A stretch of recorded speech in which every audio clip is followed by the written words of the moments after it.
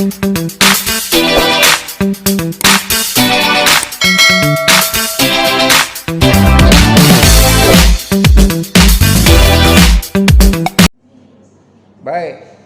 jadi kenapa kita perlu unsur intrinsik itu? Ya unsur itu yang kita kaji, yang kita bahas, yang kita apresiasi. Ya, misalnya nih kita menggunakan teori struktural. Yang kita lakukan adalah objeknya fiksi. Ya, artinya apa? Kita mau lihat bagaimana perwatakannya. Contoh tentang tokoh, tentang perwatakan. Dulu masyarakat taunya ada dua tokoh, antagonis dan protagonis, atau tokoh hitam dan tokoh putih. Nah, itu karena tingkat apresiasi orang pada masa itu. Yang namanya tokoh hitam selalu identik hitam-hitam, berjilbab hitam, berbaju hitam, ya, semuanya hitam, karena identik mencerminkan karakter jahat. Itu dulu, bukan sekarang. Ya, kalau sekarang hitam itu identik bagaimana melangsingkan badan. Orang gemuk pakai hitam kelihatannya langsing. Tapi orang hitam pakai hitam kelihatannya kayaknya seperti rendang, seperti arah. Ya, ini bukan membuli orang yang pakai baju hitam. Nah, itu contoh yang mau kita apresiasi. Apalagi misalnya alur. Bagaimana alur ceritanya? Apakah alurnya tradisional atau alurnya tidak teratur, zigzag, ya, yang dipakai oleh cerita itu. Dulu ada sebuah sinetron dari Australia itu yang mempengaruhi perkembangan sastra Indonesia, menurut saya, namanya Return to Eden, telenovela Return to Eden. Itu kalau diikuti dari pertama, sepertinya ceritanya itu tidak ada budayanya. Kita tidak bisa mengikuti cerita itu kalau kita tidak melihat satu persatu, karena alurnya bergerak berdasarkan perubahan karakter. Ya, kalau cerita kita normal, tokoh wanita ketemu tokoh pria, jatuh cinta, ada penerimaan yang tidak bisa, ujungnya mau happy ending atau tidak, kan itu aja keduanya. Tapi ini tidak. Si anak punya pacar, putus dengan anaknya, pacarnya pacaran dengan bapak si anak. Ya. Tapi memang begitu orang-orang oleh adat mereka, tapi adat kita tidak berterima. Jadi dia begitu panjang serinya sehingga orang harus mengikuti. Karena yang dipermainkannya itu adalah konflik. Hari ini dia jadi jahat, besok jadi baik. Hari ini dia jadi pahlawan, besok jadi penjahat. Sebenarnya yang dikemukakannya itu memang dalam realita kehidupan. Real. Ya, real. Artinya itu kemungkinan terjadi ada. Cuma dalam tradisi kita tidak bisa kita terima. Kasus belenggu saja, zaman Balai Pustaka orang tidak mau berterima. Sukartono, seorang dokter, selingkuh dengan Suartini, seorang pelacur.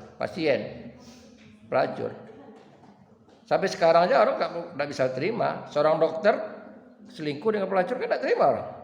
Kenapa? Dokter, dia belajar ilmu kesehatan. Yang dipacarinya sumber penyakit. Artinya bodoh kali ini dokter. Kan begitu orang melihat. Nah, itu sudah disampaikan oleh sastrawan kita, namanya Belenggu. Novelnya. Itu satu. Kemudian ada juga begini. Kita selalu mengatakan begini. Tempat itu mengubah watak, menentukan watak. Seolah-olah tempat itu mutlak ada. Tapi W.B. Bangunwijaya di Burung-Burung Manyar, Anda bisa baca, bagi dia tempat itu tidak hal yang penting. Dia hanya menyebut identitas tempat. Kota A, kota B. Terserah, atau mau kita artikan air tiris, mau kita artikan Amerika. Karena menurut dia gitu, peristiwa yang sama bisa terjadi di mana saja. Ya. Jadi bukan tempat yang menentukan peristiwa. Dalam cerita itu ya, bukan tempat yang menentukan peristiwa. Jadi yang dipentingkan dia adalah peristiwa. Nah, sekarang saya tanya pada Anda. Dalam cerita yang Anda pentingkan itu apa? Karakter tokoh kah? Jalan cerita kah? Atau tempatnya? Atau settingnya? Coba, apa?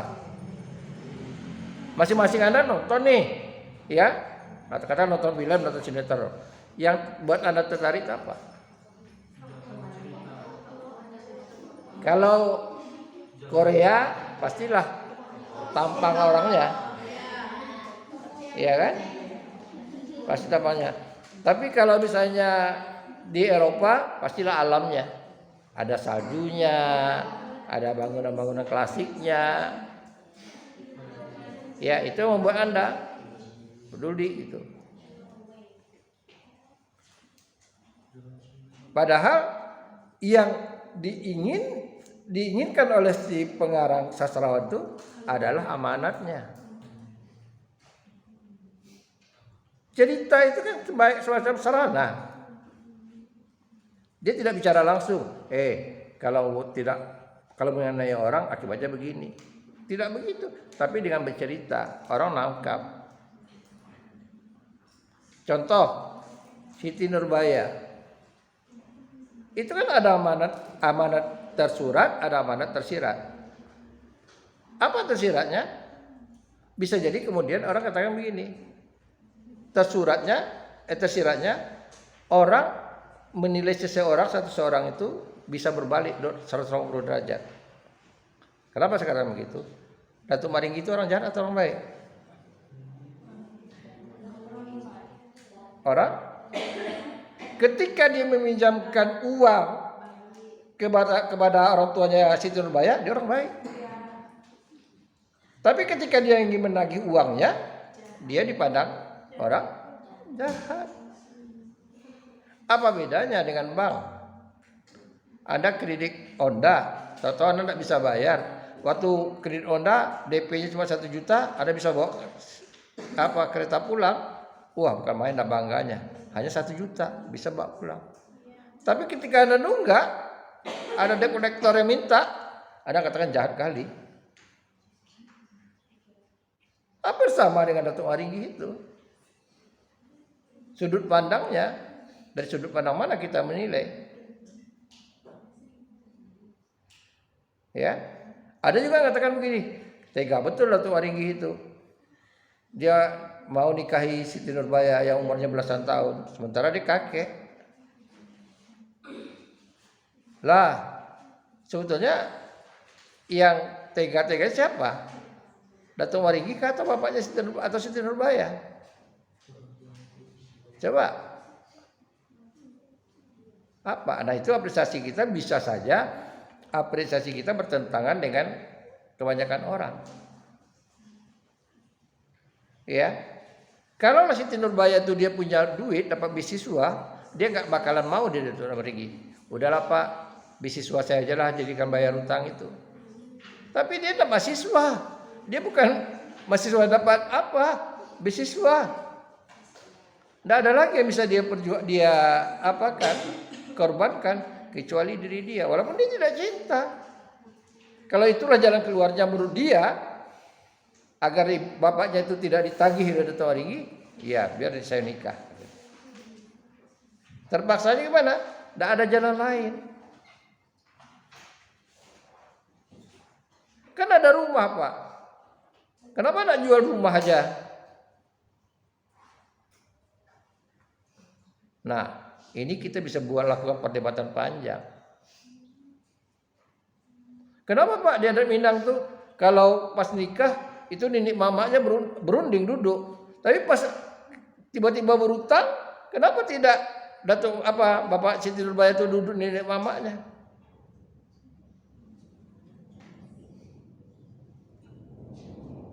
Kan timbul Anda berpikir kan?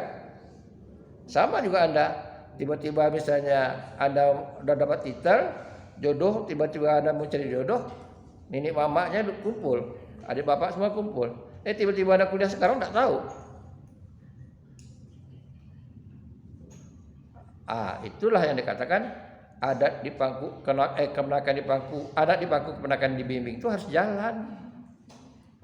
Si mama itu harus tahu dia, menjalankanlah dia status dia sebagai paman.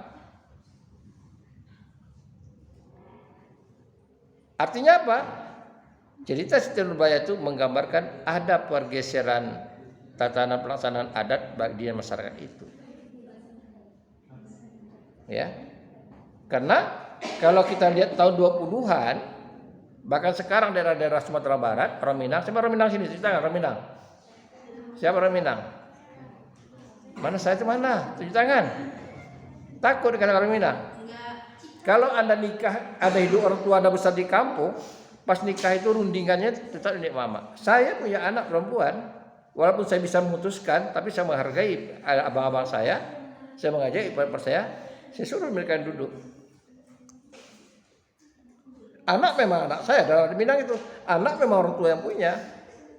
Tapi yang berhak itu adalah pamannya.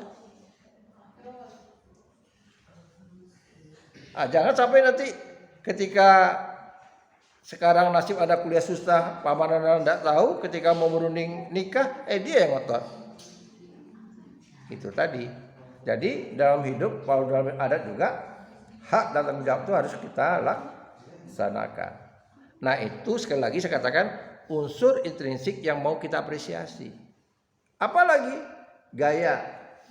Tadi kan ada, gaya itu sebenarnya ada dua. Ada gaya bahasa itu berkaitan dengan teks.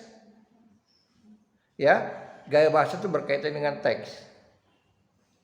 Artinya bagaimana dia menggunakan gaya bahasanya. Ada namanya yang kedua gaya bercerita. Itu berkaitan dengan style. Gaya orang. Gayanya Hamka dengan STA berbeda. Sama walaupun dia orang Minang, sama orang Minang. Tapi gayanya Hamka dengan STA itu berbeda. Contoh, ya, Hamka menyelesaikan kasusnya, endingnya itu orang kembali ke Tuhan. Kembali ke Tuhan. Apakah tokohnya meninggal kan kembali ke Tuhan. Ya, seperti di bawah lindungan Ka'bah, dia beribadah ke Mekah. Hamid. Tapi STA tidak, dia orang humanis. Persoalannya kembali ke manusia. Jadi persoalan manusia kembali pada manusia. Mari Anda lihat contohnya cerita Latar Kembang STA. Ya, ada Tuti, ada Yusuf, ada Maria. Tuti dan Yusuf ini, Tuti dan Maria ini adik beradik. Ya, Tuti dan Maria ini adik beradik. Yusuf pacarnya si Tuti. Karena mereka berdua ini punya pandangan berbeda. Yang satu setuju emansipasi wanita, yang satu tidak. Yusuf seorang mahasiswa kedokteran. Dia setuju pacaran, dia setuju dengan emansipasi wanita. Apa yang terjadi? Pacarnya meninggal. Amanah pacarnya disuruhnya Yusuf ini berpacaran dengan adiknya. Jadi dia tidak lagi tidak lagi kecewa karena digantikan adiknya. Melanggar aturan tidak, dalam adat kita ada. Ya, dalam adat kita itu ada namanya ganti tikar atau salin tikar. Ada. Dosen kita juga ada yang begitu. Istrinya meninggal, lalu dia kawin dengan adik istrinya. Itu kesepakatan keluarga. Bukan karena dia mental, enggak. Karena rapat keluarga mengatakan begitu. Daripada ponakan Anda diasuh oleh orang lain, ya, yang di FQ itu yang saya tahu tuh orang Jogja. Tapi saya nggak usah sebutkan dosennya, gitu. Dia bisa jadi, paham? Jadi itulah yang saya katakan pada Anda itu. Kenapa kita perlu tahu unsur intrinsik? Supaya karena di unsur itulah kita kaji. Contoh lagi, ini ada tempat kita mau kaji fiksi itu secara mimetik. Kan salah satu tempat. Nah, mimetik itu kaitannya dengan tempat yang ada di kejadian sebenarnya. Apakah tempat itu artinya menyerupai tempat kejadian? Anda baca contohnya, kalau Anda mau kaji mimetik, contohnya ada sebuah novel karangan Edi Ruslan P. Ameriza, judulnya Dikalahkan Sangsa Purba. Itu cerita, judulnya Dikalahkan Sangsa Purba. Novel itu ada kaitan dengan sejarah, inspirasinya dari kasus Mahato. Tahun 90-an ada kasus besar di Mahato, ya, satu perusahaan sawit yang dia menyerang masyarakat Mahato. Ya, dan itu heboh. Tahu Mahato? Daerah Mahato tahu? Daerah Rohul. Mahato itu daerah Rohul. Jadi ada perusahaan, saya sudah sebutkan namanya, tahun 90-an itu dia menyerang masyarakat itu karena masyarakat itu dia ingin membangun sawit. Ya, bagaimana dia ingin menguasai lahan, akhirnya dia diserang. Konon ceritanya begitu dia dahsyatnya menyerang, katanya saya nggak tahu lah, kambing itu dikasih bensin, dibakar hidup-hidup. Jadi kambing itu lari ke kampung, terbakar kampung. Begitu kejamnya. Dan itu dapat reaksi dari mahasiswa juga. Akhirnya muncul novel namanya Dikalahkan Sangsa Purba. Jadi orang itu kalah orang di tanahnya sendiri. Dan novel itu setahu saya ikut lomba penulisan novel di tingkat nasional, dapat juara 2. Juara 3 waktu itu Taufik Ikram Jamil. Gitu. Dan sudah melahirkan 2 atau 3 orang mahasiswa kita sarjana kajiannya itu dengan pendekatan mimetik. Baik, jadi sekali lagi Anda boleh baca teori itu, Anda boleh pahami, tapi Anda boleh ini unsur yang bisa Anda terima, ini bisa Anda tolak. Satu. Yang kedua, kenapa saya katakan sebetulnya ada irisan antara puisi dengan fiksi? Dalam fiksi kita mengenal namanya prosa berirama. Tadi saya katakan, ya, dalam fiksi cerita atau cerita orality itu dinyanyikan. Contohnya di Talang Mama itu ada namanya nyanyian panjang. Jadi kalau orang mau cerita itu seperti menyanyi, itu panjangnya ceritanya sampai 7 hari 7 malam. Gitu. Di Taluk kita kenal namanya kayek. Di Rohul kita mengenal namanya koba. Ya. Di Sumatera Barat juga kita namanya koba. Kalau ada ke Sumatera Barat ada rumah makan, biasanya orang pakai rebab. Dia atau pakai ada salung dan rebab. Ada yang bercerita.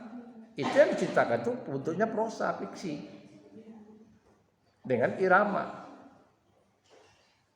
Jadi kalau tadi ada unsur irama pada puisi, sebetulnya pada fiksi tertentu juga ada unsur irama.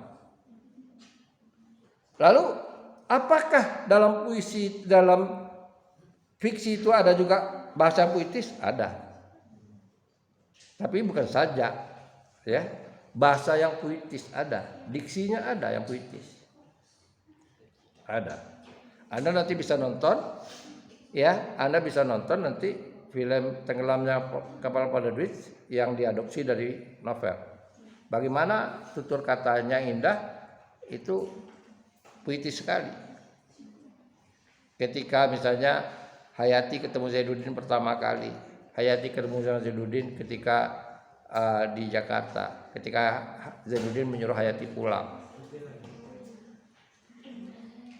Nah, itu banyak kata-kata yang puitis. Ya. Nah. Baik. Sampai di situ ada mau tanyakan? Tidak. Nah, ada ya. Kan di unsur kan ada tema. Ya.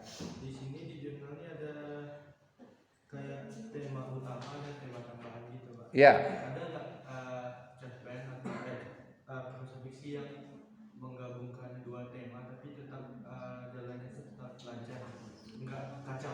Baik. Kalau tema itu utamanya ada tema sentral, ada kata-kata utama, tema sentral, tema besarnya.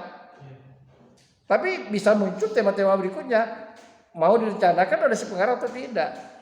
Contoh nih, Balai Pustaka, karena Balai Pustaka itu dikenal dengan nama tema-temanya masalah adat istiadat, ya. Tapi ada juga yang mengatakan temanya kasih tak sampai, karena ujung-ujungnya dua orang yang berpacaran tak sampai nikah. Jadi orang katakan temanya kasih tak sampai. Benar. Apakah itu rencananya si pengarang? Tidak. Pengarang itu ingin mengkritik tentang adat. Ya. Nah, kalau misalnya gini, Anda katakan misalnya interpretasi Anda tenggelamnya kapal Bidadari itu Anda kata masalah kesetiaan, bisa aja. Ya. Atau cinta sejati, bisa aja. Karena Anda melihat cinta sejati itu dari Zainuddinnya. Zainuddin sampai akhir cerita dia tidak pacaran-pacaran. Bahkan dia menyimpan tuh fotonya Hayati. Kan setia. Tidak seperti Anda. Iya. Enggak ya? Foto mantan masih disimpan. Udah hilang. Kalau masih disimpan, berarti setia, tetap setia. Sebelum dapat lagi yang lain. Jadi bisa jadi kita katakan seperti itu. Karena begini, munculnya tema-tema itu dari persepsi kita sebagai pembaca. Ya. Bukan sengaja si pengarangnya membuat subtemanya. Karena itu dalam teori katakan begini, kalau sebuah cerita dia ada tema sentral, tapi subtemanya banyak, lebih bagus ceritanya. Karena masing-masing orang bisa melihat. Ya, contoh begini, ya, Siti Nurbaya. Apa subtemanya? Masalah ekonomi. Kan subtema juga. Kalau orang ekonomi bilang itu masalah ekonomi. Apa masalah ekonominya? Yang pertama masalah pinjam meminjam. Tidak ada utang piutang, ya kan? Yang kedua ada. Atau masalah tengkulak. Artinya apa? Itu yang ingin disampaikan oleh si pengarang agar seharusnya dibuat tatanan bagaimana aturannya. Ya, bagaimana aturan utang piutang itu gitu. Bukan masalah budi dibayar dengan bodi. Kan itu seolah-olah kan budi dibayar dengan bodi. Utang budi dibayar dengan bodi. Gitu. Oke, bagus pertanyaannya. Ada lagi? Ada lagi? Nah, oke.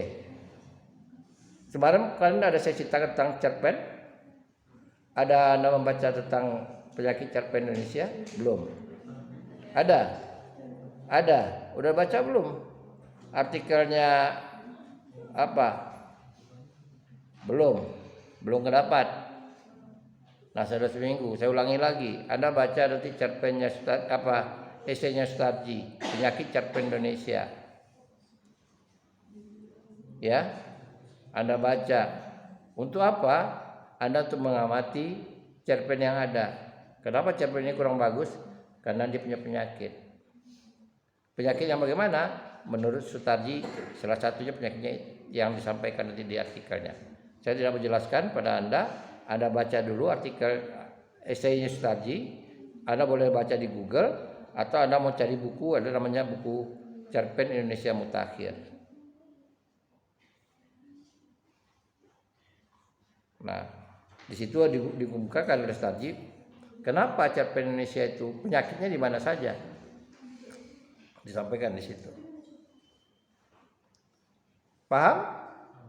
Sekali lagi saya katakan bahwa ada titik temunya antara puisi dan fiksi kalau kita lihat dari segi unsur intrinsiknya, ya.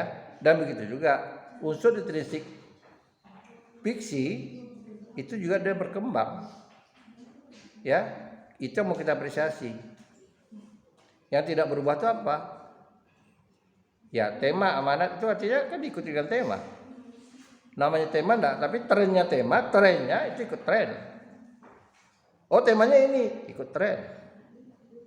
Ya, contohnya sekarang nih misalnya ada orang menulis sekarang ini menulis karya sastra, apa trennya sekarang? Kalau politik apa? Kalau dibicara sastra menyinggung politik, tahu kita. Ya, tahu kita. Trennya gitu. Paham?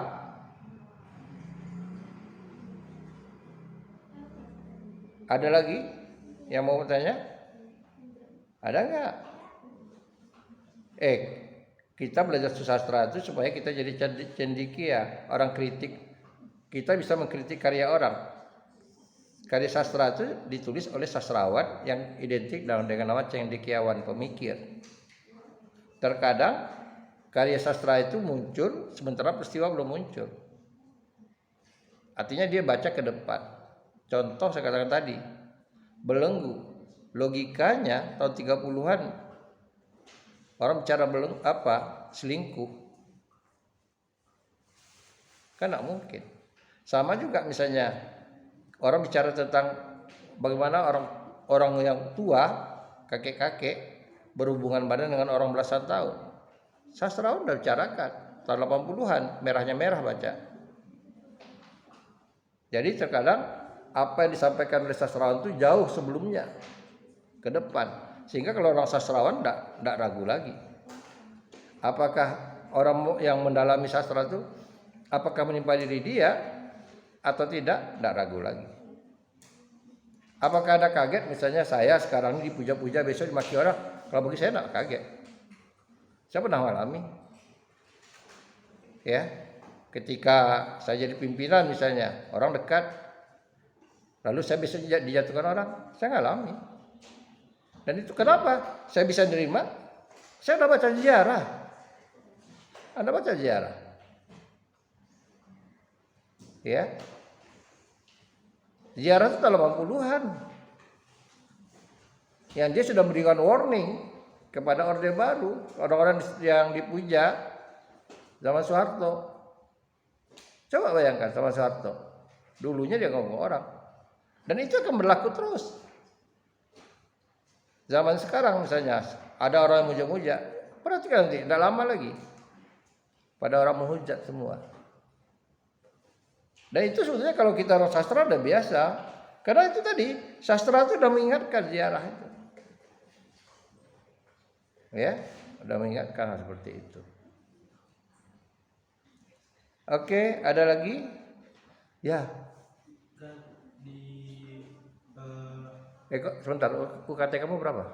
5, UKT golongan 5. Golongan 5? Golongan 5 2,8. 2,8. Nah yang lain baru KT enggak? Karena dia 2 kali kamu tanya. Oke, lanjutkan apa? Kan di teorinya penyakit sastra, penyakit keempat tadi kan ada beberapa. Penyakit keempat itu kan hanya keterampilan dalam menggunakan bahasa Indonesia. Iya. Kita ini kan tapi tahun 72, berarti bahasa Indonesia saat itu kan masih belum masih tahun itu kan, sekarang kan udah beda. Iya.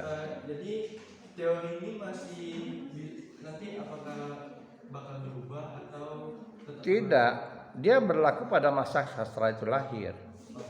Jadi karena itu kalau kita ingin melestarikan bahasa Indonesia yang santun, seharusnya kita memasarkan sastra lama. Karena sastra itu sekarang lama-lama udah jadi sastra populis. Jarang orang menyebutkan karya susastra. Karena sunya udah hilang. Jarang. Tapi kalau kita banyak membaca karya lama, ya, kita muncul kesantunan kita berbahasa. Karena memang bahasa lama itu santun. Semakin orang ke kotaan, semakin orang lari dari karya sastra, bahasa semakin kering. Anda lihat, kadang-kadang orang tak bisa dengan kias. Karena itu Rocky Gerung sampai kata-kata yang menurut kita sebagai orang yang berpendidikan tidak pantas, banyak orang tidak pantas. Tapi menurut saya bahasa pantas. Tidak ada kata lain lagi gitu. Karena di bahasa halus tidak ngerti orang. ya, nggak ngerti gitu. Sekarang banyak orang dihalus-haluskan nggak ngerti, karena memang tradisi kita yang mengubah, karakter kita yang mengubah.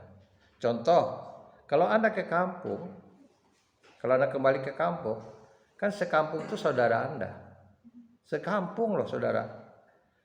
Kalau dikaji-kaji ini 2 pupu, ini 3 pupu, oh sekampung lah saudara. Tapi Anda pindah ke Pekanbaru, Anda kos, saudara Anda siapa? Ya teman kos sebelah, ya. Itu pun kalau dia mau negur.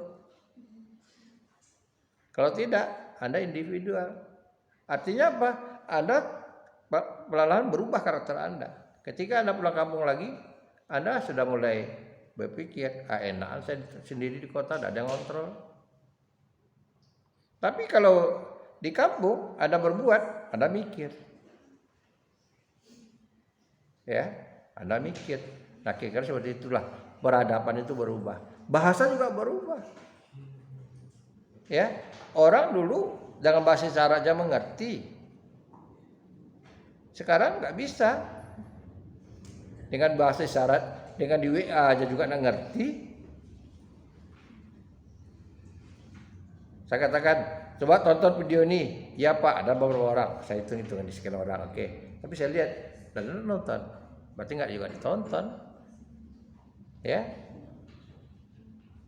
Baru kuliah yang kedua. Kita perjalanan panjang lagi. Nah, contoh tadi. Kita baca nih sumber yang sama. Tapi berbeda. Nah, perlu kecerdasan kita menyaringnya mana yang benar. Apalagi kalau kita tidak baca, kita nunggu aja gitu. Baik, ada lagi? Ada lagi yang mau bertanya? Ada? Ada? Anda tinggal cari cerpen. Tugas kemarin ya, enggak itu ya, belum ada tugas ya. Cari cerpen, atau kalau tidak ya film pendek mahasiswa semester 5. Anda kritisi unsurnya itu dengan penyakit yang dikatakan nostalgia. Ya, penyakit 4 penyakit yang dikatakan nostalgia tadi.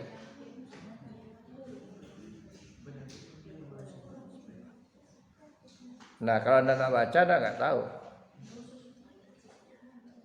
Baca nggak? Cari lagi. Judulnya itu, judulnya esainya itu Penyakit Cerpen Indonesia. Saya udah lama sekali judul itu, sekian tahun yang lalu. Tapi saya masih ingat judulnya. Ya. Dan itu dibuat juga di buku namanya Cerpen Indonesia Mutakhir. Gitu. Jadi Anda mengkritik apakah cerpen atau film silakan, tapi film pendek. Karena kita bicara cerpen, ya. Oke. Baik, karena Anda melelahkan, apapun mau saya katakan, Anda mata Anda ke saya, tapi jalan pulang yang Anda bayangkan. Masih ingat jalan pulang? Oke. Nah, silakan, gelang sepatu gilang. Mari pulang beramai-ramai, hilang sepatu gelang.